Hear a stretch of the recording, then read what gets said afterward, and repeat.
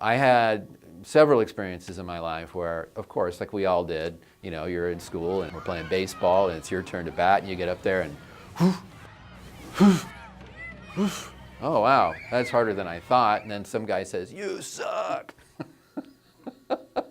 Right? And then a little while later, they're picking teams and then it's like you and this other awkward looking kid and you're hoping you don't get picked last. So I labeled myself as, well, I'm not athletic. And worse than that was it limited my ability to take risks. I didn't want to have that experience again of the "you suck," of the everybody looking at you and laughing and that kind of a thing. So I laid back for most of my life. I said, I'm not gonna take risks because why embarrass myself?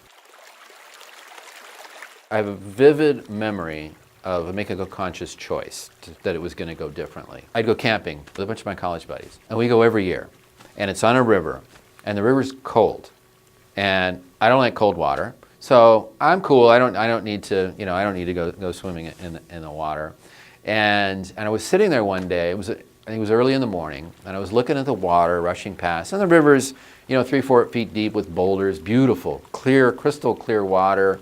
Looks refreshing, but cold. And then I had this recognition of, it's just cold, right? There really is no danger there. There is no threat there. What would it be like to be in that water, completely submerged, and having that intense feeling of cold all over your body, you know, that needles in your flesh sort of feeling? I know that my body would want to get me out of there, but what would it be like to just be with that anyway? And that was really it. It was like, what would it be like to have that experience was really what changed everything for me. Like, I don't know how it's going to go, but I know it's going to be the same way it's always been if I keep doing what I've always done. Like, nah, not for me. So now I'm like the first one in the river when we go camping. We create our world through our language. And so by altering the language, we're able to alter the world, or at least the way we relate to the world, in a way that we can then take some different actions, different steps. If I said about myself that I'm not athletic, then I'm not even going to try. But if I said to myself, I just don't have the skills, I might have thought, well, I'll go get them, right? I'll get somebody to work with me. I'll join a team. I'll find a way to get those skills. But the label that I put on myself was that I'm a spaz or I'm not athletic. That's just the way I am, right? So I created that reality for myself. And we do this all the time.